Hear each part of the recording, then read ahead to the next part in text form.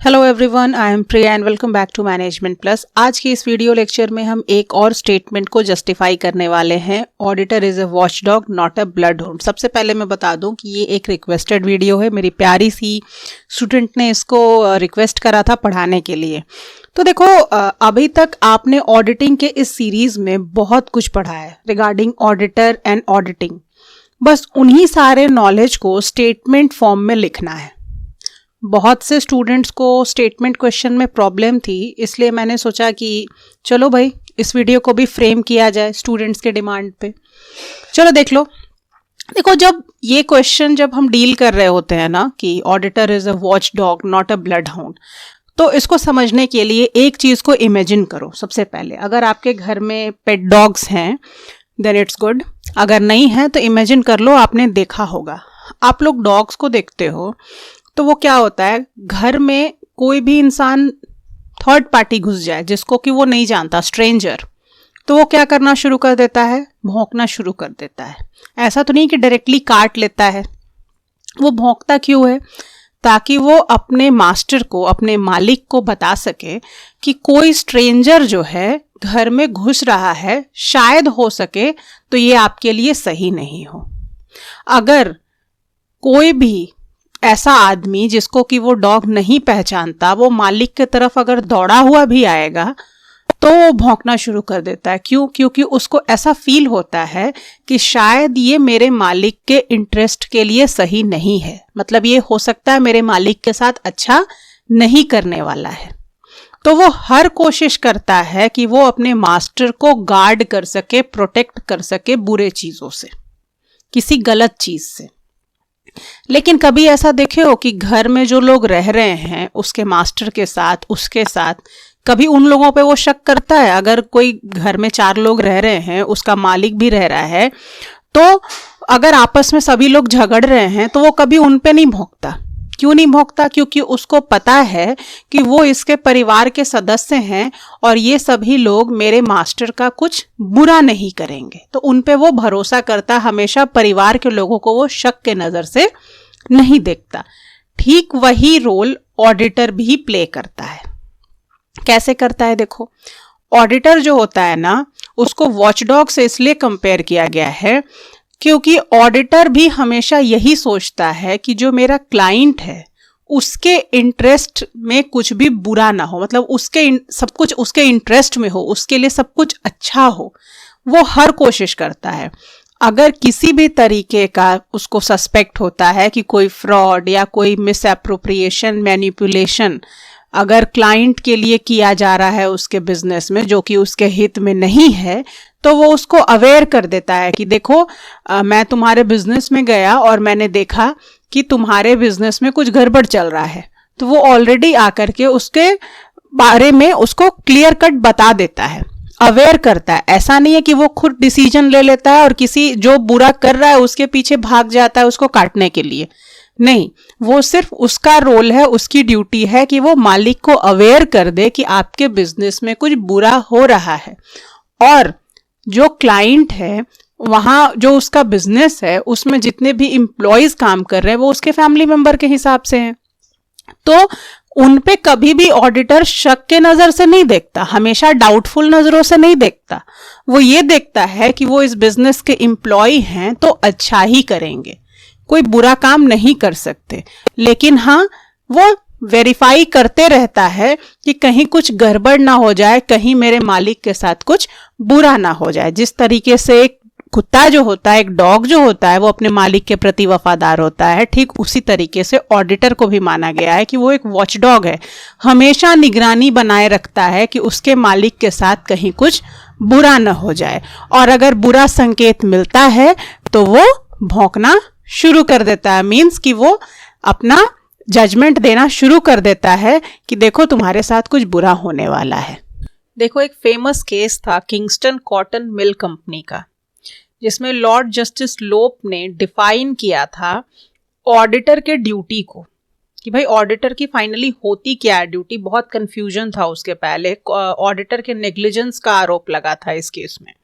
तो जस्टिस लोप्स ने बहुत ही अच्छे से ऑडिटर की ड्यूटी को बताया था। क्या बताया था उन्होंने It is the duty of an auditor to bring to bear on the work he has to perform that skill, care and caution which a reasonably careful cautions auditor would use.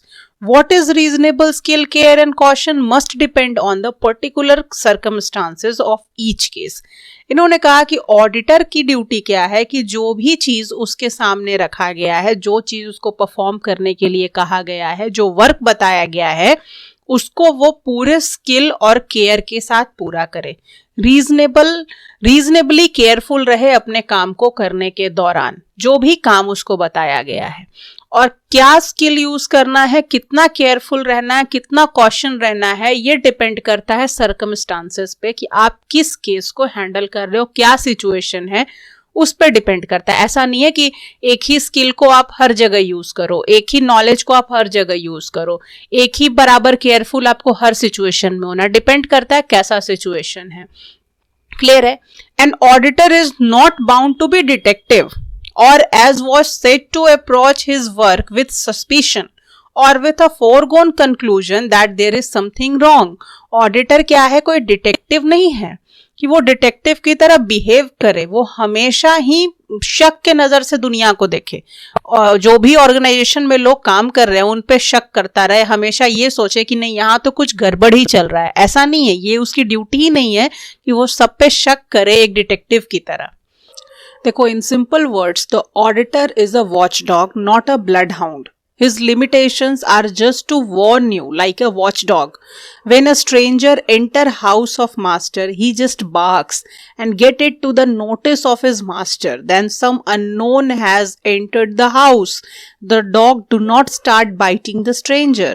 It is the duty of the owner to take action. देखो, simple words में auditor क्या होता है? एक watchdog होता है, ना कि ब्लड हाउंड होता है। उसके लिमिटेशंस क्या होते हैं कि वो किसी के पीछे हाथ धोकर पड़ नहीं जाता, वो सिर्फ ओनर को वार्न करता है एज लाइक अ वॉचडॉग। जैसे वॉचडॉग किसी स्ट्रेंजर को देख करके भौंकता है, ना कि उसको काटता है, ठीक उसी तरीके से जो ऑडिटर होता है, अगर उसको ऐसा फील हो कि बिजनेस में कुछ प्रॉब्लम चल रहा है तो वो बस अपने क्लाइंट को ये चीज़ बताता है कि हाँ, आपके बिजनेस में कुछ प्रॉब्लम है जो कि इन फ्यूचर आपके इंटरेस्ट के लिए सही नहीं होने वाला, आप इस पे फोकस करो, आप इस पे ध्यान दो। वो सिर्फ वार्न करता है अपने क्लाइंट को।